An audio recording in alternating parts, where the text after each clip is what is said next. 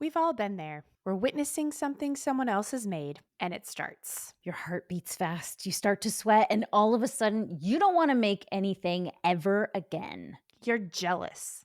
Or are you? Today on Honestly, Dear Listener, we're talking about envy and jealousy, what they are, when they show up, and how they affect your own ability to create. We're two childhood best friends talking about creative mindset. I'm Emily Hatch. And I'm Carrie Schaefer, and this is Honestly, Dear Listener. Honestly, dear listener. Woo! 2 weeks. I know, it feels like forever. I really do miss your face. I have seen your face every week without fail for basically 2 years. And Yeah. now it's like every 2 weeks. I don't know if I like that. Same. Yeah. Same. Well, I guess we'll just have to do a podcast every day. We tried every 2 weeks, and now, sorry, it's 7 days a week. I'll do you one better.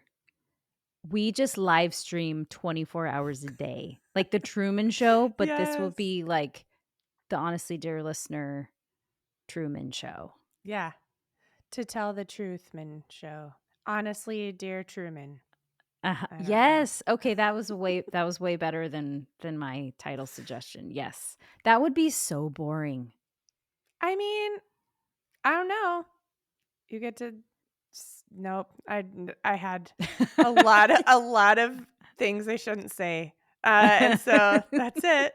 That's it. It was like sad stuff and gross stuff just like going through Uh-huh. my head, and I'm like, "All right, well, and we're back." Uh-huh. After 2 weeks. I do that frequently where I'm like, "Oh, I could say this thing," and then I'm really proud of myself because it means that I've grown as a human being, knowing and understanding in the moment that whatever I'm gonna say has a high likelihood of ending up on the internet. And sometimes you don't want things that you say out on the internet. So you're Mhm. welcome, dear listener. I am filtering for you. There are some comments we need to keep to ourselves. Dang it. Well, You don't have what? to say everything. Oh, really? Okay. Wow. That's Well, welcome, dear listener. Thank you so much for spending a little bit of time with us. We are yeah, excited to be here, and we are excited that you are here. that is true. Yes, Emily, What? tell us about what is going on with you. Give us a little update on your recentlies. Oh, recently, I flew back to Colorado, which was nice, just for a couple days because my husband had 2 shows. He plays drums. He is really great. He plays in punk bands, and he was opening for a band that like 3 days later is on a small tour opening for Pearl Jam. So, like the guy that's in his band is in the band that's opening for Pearl Jam. So it's cool. He's That's like, cool. what does that mean? Like he's 3 degrees to Eddie Vedder or something. I don't know.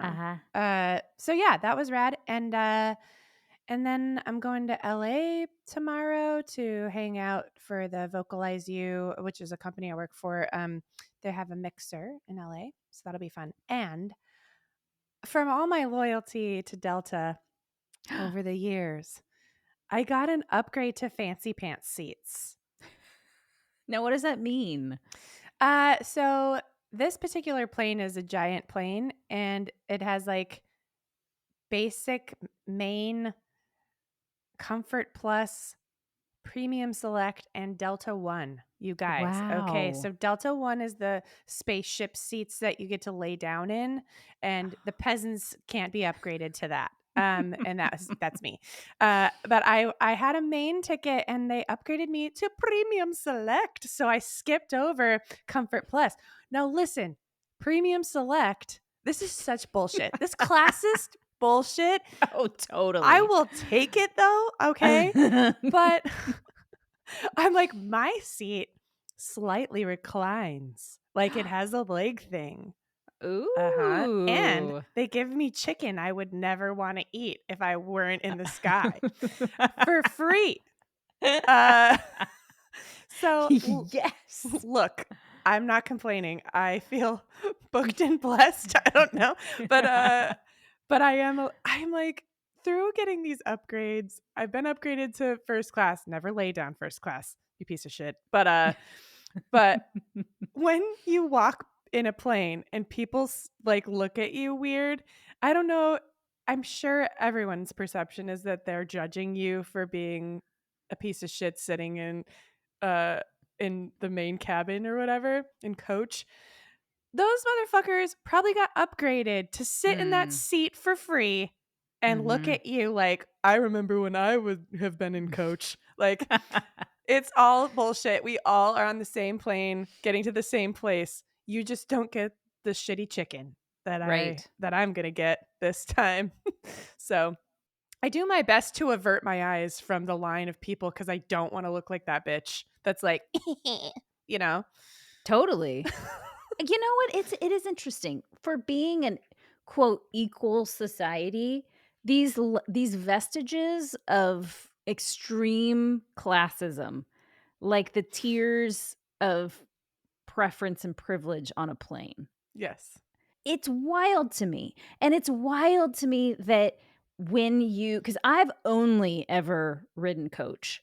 I get the seats that are the cheapy, cheapity cheap cheaps. I used to be a red-eye gal, and then I'm Mhm. getting too old for red eyes, so I can't do Same. that anymore. So I I always sit and coach, and it's just bullshit to me. Like, they make it's like the walk of poorness, it feels like to me. When first get on the plane, they're like, "Welcome to da da dee dee dee, welcome to Delta, welcome to United." And then you have to, like, tromp through first class and, like, all these nice bougie seats. With people that already have their champagne. Just Yes. yes. Mhm. Absolutely. Like, that feels kinda bad. Oh, yeah. Well, they want you to first of all, the plane is supposedly, and I do think it's true, a smoother ride toward the front, but they Mm, want you to see what you're missing. Uh, mhm. if you would just spend more money with them, you could have this.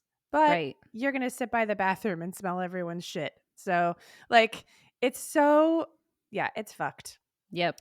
But I wanna be clear. I have always been a red eye gal. We started flying Delta during the pandemic because Corey and I were long distance, and Delta was really safe and extremely Mm. reliable and very affordable at the time. Like in 20, when you were flying in 2020 and early 2021, it was very important that the airline cared about what was happening. So anyway, we became like loyal folks. And that was the Yeah. first time I had a first class ticket because it was an extra $40 and you didn't get anything. It was just a nicer seat. And I was like, I've never ridden in first class before. I'm going to spend 40 extra dollars to sit in the big chair. So I just want to be clear. I'm not like, now I fly only first class. However, okay, last thing, because we talk about feeling ashamed if you like make money or whatever. Mhm. This is also like weird that way. I'm like, I want everyone to know that I am not a person who has money and Uh-huh. I am not a person who gets to do this. Why? Eventually, I hope to be a person who's like, yeah, I fly first class. What? Um, I participate in this classism because my butt gets a bigger seat because I worked really hard for this. I can kind of understand having like, if I'm gonna fly from the United States to Australia, Mhm, yeah, and especially if you have to right after you get to Australia, you have to give, like, a presentation or be on your A game. I absolutely can see how being able to lay down and sleep mhm, would make all the sense in the world. However, flying from Nashville to New York, which is like, what, a 2.5 hour flight, that makes mhm. no sense to me whatsoever. Yeah, yeah. Well, and I've got that those are the flights I get upgrades on because no one gives a shit about Right. flying first class, and I'm like, "Hooray!" Like, Right. I get a big seat for an hour and a half or whatever it is. Do we celebrate the wins when they look douchey? I think we should. I think we should. Yay, Emily, premium select. I put the Woohoo! chick in chicken. uh, Gross air chicken. Sky chicken. yeah, yeah, yeah. If you Yep. can chew it, you can have it. Well, I am really happy for you. That Thanks a is lot. that is great. That was a long Um, story.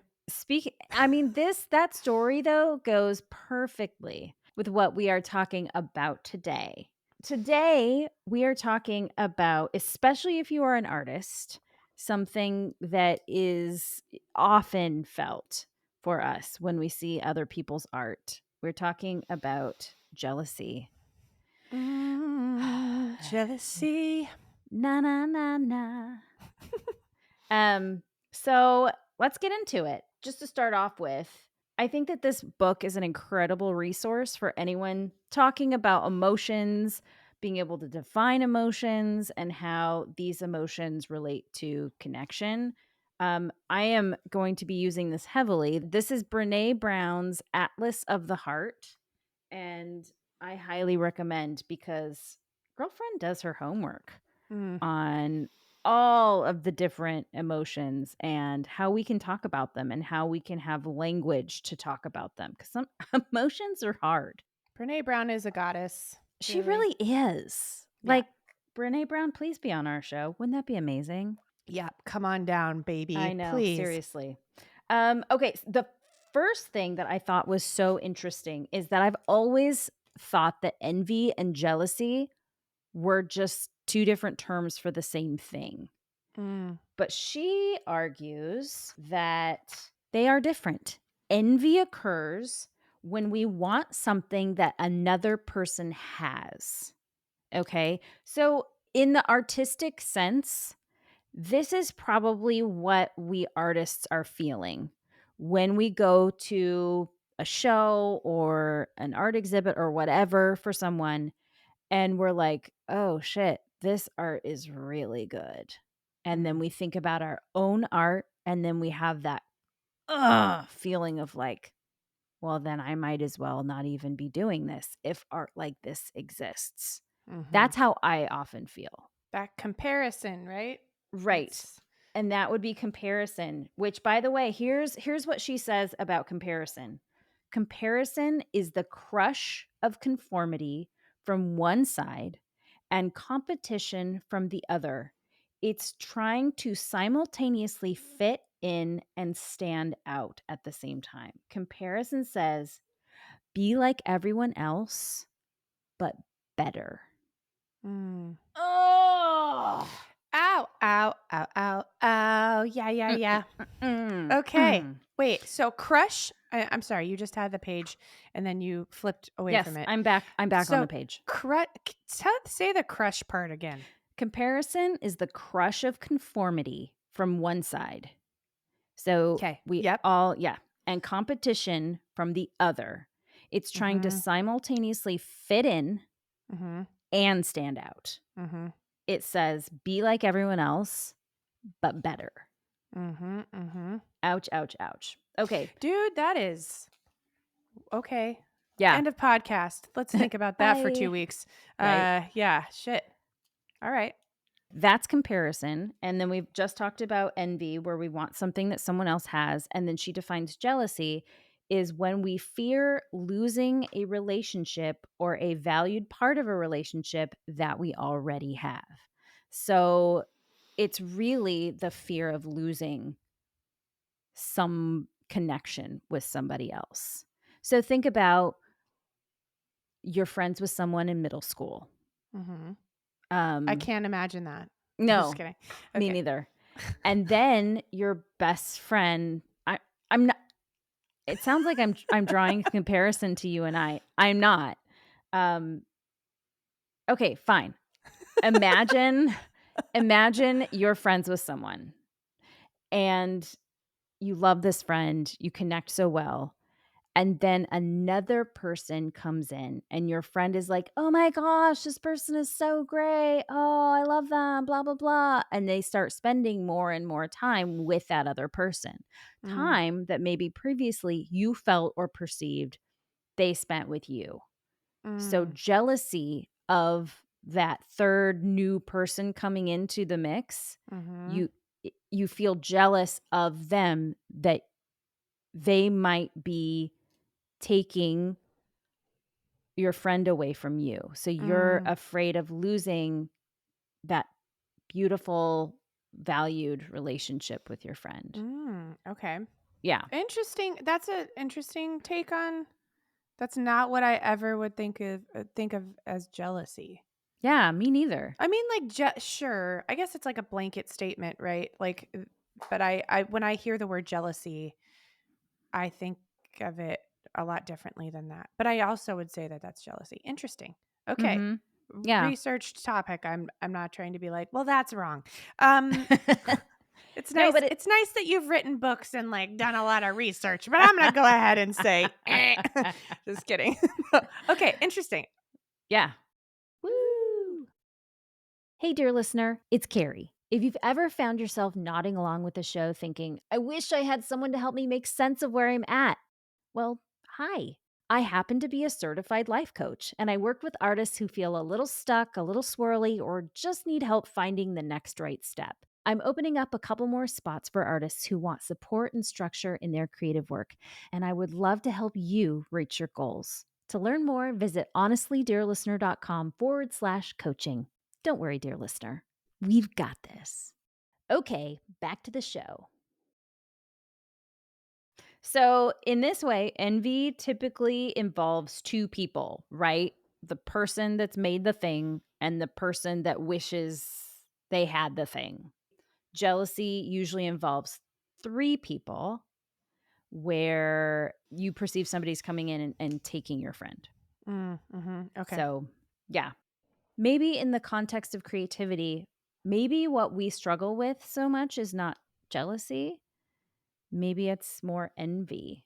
It gets a little convoluted in my mind. Mhm. So like if someone gets a role, say, In a play. like yeah, like in a Mhm. musical or yeah, some kind of production or a job.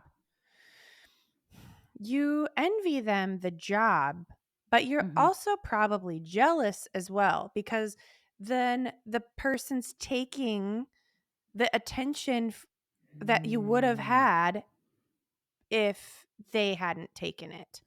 Like, it would Mhm. have been yours. The perception is it would have been your thing, and you would have gotten the director's attention and the audience's attention. So, it's almost both, isn't it? Like, I don't know. So the jealousy is about losing the fear of losing connection. Mhm, So what you're saying then is if they get the role, sure, you feel envious that they have the role that you want. mhm. But you're also feeling the fear of possibly losing connection with. The rest of the cast seeing Mhm. you in a certain way, the director seeing you that way, the audience seeing you that way, like, so then Okay. you are valued less. I think this is weird. I don't wanna get, like, too strange with it, but it's a new concept for me. So I'm Yeah. thinking about when when I would imagine I'm envious of someone, like someone's just naturally a beautiful babe Mhm. and I wish I was like that. Then it's like what happens after. So to me, I'm like, is that jealousy though? Because if I had that, then I would be connected to. I'm just thinking Mhm. about where's the line? You're saying, like, for instance, if I were more beautiful, then there's a higher likelihood I would have more relationships and more Mm-hmm. connections. Mm-hmm. I'm getting too Okay. complicated with No, this, but it's I see what you're saying because kind of one almost leads to the other. right. They're Yeah. connected. Like, why envy? I mean, maybe it's just because I'm an attention whore, but like, why envy anything if you didn't think that it would get you more Mm. social acceptance? Mhm.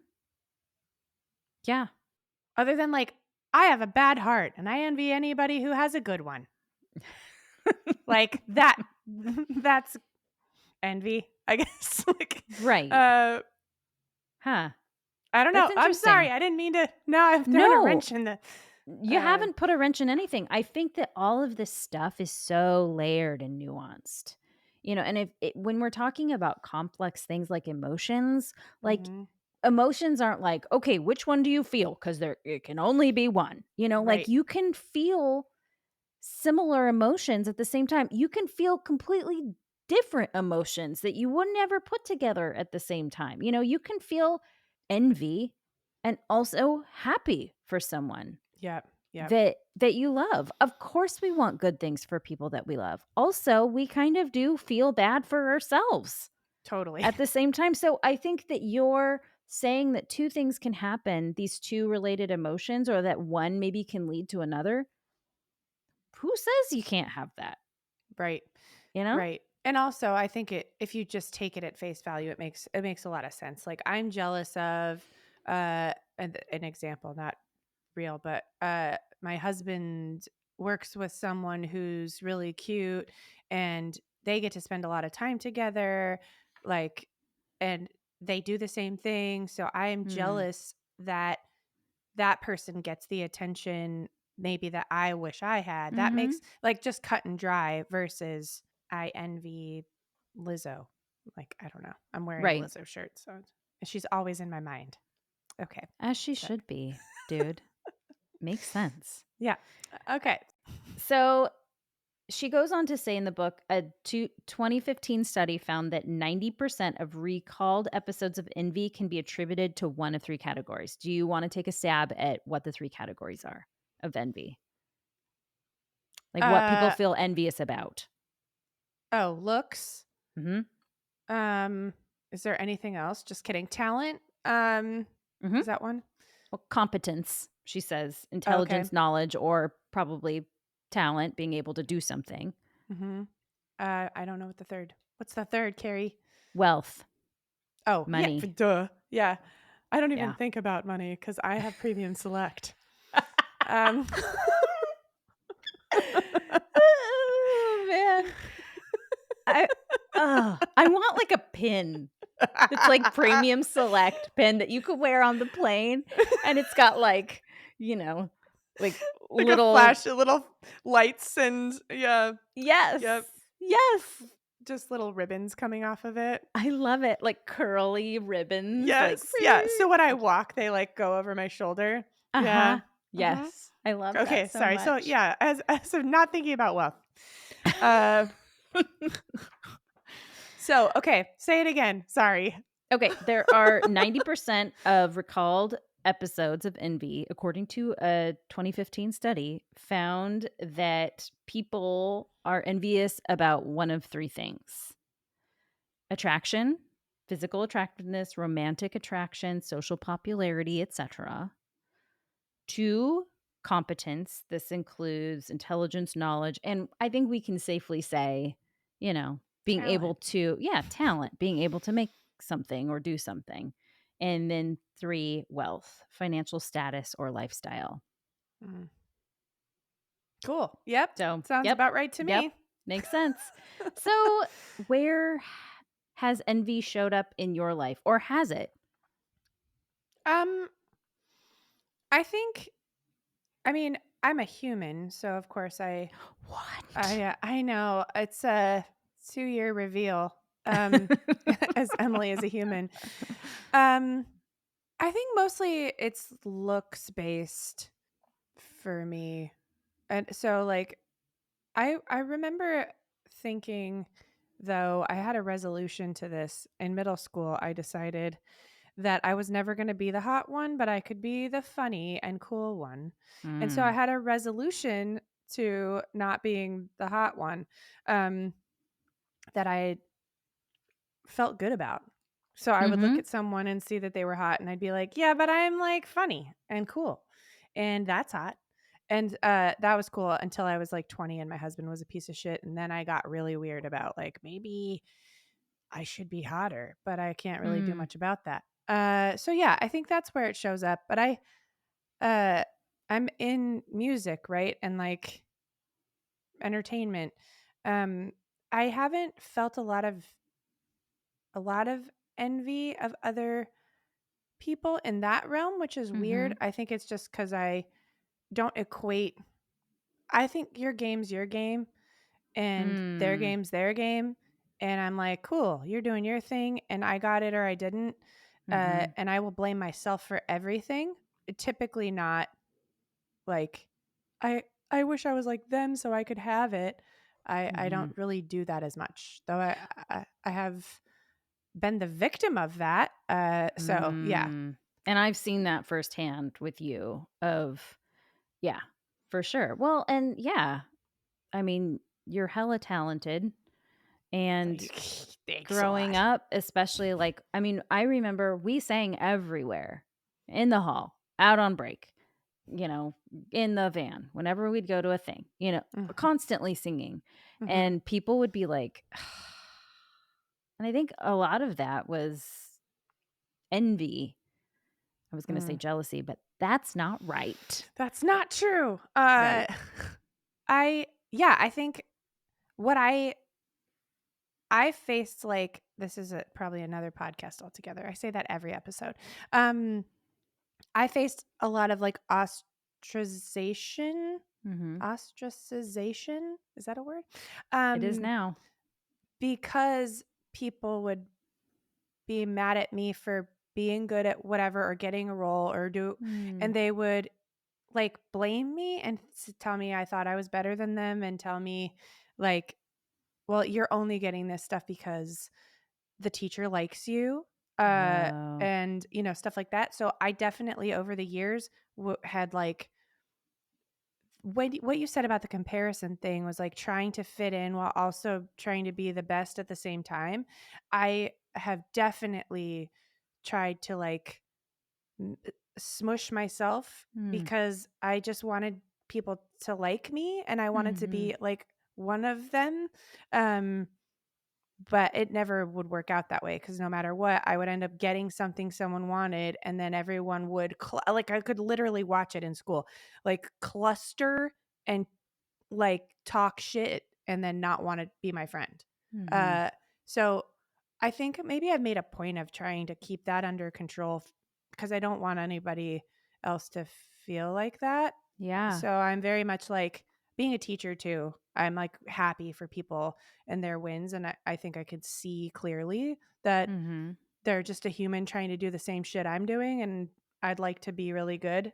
And I have no control over their journey. I think it's interesting that because of other people's envy of you, you experienced a disconnection, a Mm, loss of connection or friendship with other people. And I think that that's a really interesting point that we think often that, or I've thought this before, that my envy is not hurting someone else. mm, It's only mhm, hurting me. mm, And that's not true mhm, because it causes me to treat other people differently than I would if I was happy for them and their wins. mhm, And you unfortunately were the recipient of people's disconnection, social disconnection because mhm. of envy that they were having towards you. Yeah, it's a weird thing. I mean, if you think about it, it's like I think a lot of it's not. I'm not again trying to be like it's because I'm just so great, and my whole life people hate me because I'm so great. But I think in small town spaces, like Mhm. when you are the it Yep. person in a tiny place, uh, I was that in a couple places, right? Yep. Um, it's like we envy celebrities, right? Like I was saying, I envy Lizzo or whatever, and her talent and her show and her all these things that she has. But it's very lonely for people Yep. who are envied by millions of people. Mm. They are not human to those people. Uh, and they just think, I wish I had what you have and idolize them. And when you, like, we've talked about this before, when you watch documentaries and things, these people are alone. Mm.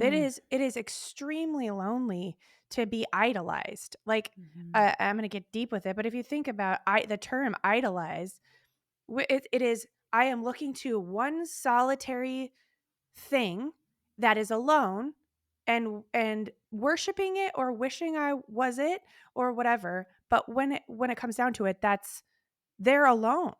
Mm. You know what I mean? Mhm. So the connection there is difficult. And to be always kind of like riding the line between being one of the people and being envied by the people, you can't. It's still lonely. Anyway. Mhm. Yeah.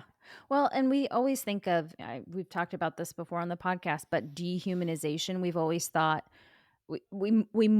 more likely and often think about that term as like people under us. We're treating them subhuman, Mhm. right?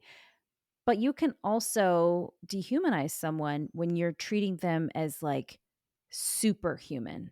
Mhm. That's still a form of dehumanization that's damaging and Mhm. lonely and Mhm. has I mean, that's traumatic. Yeah.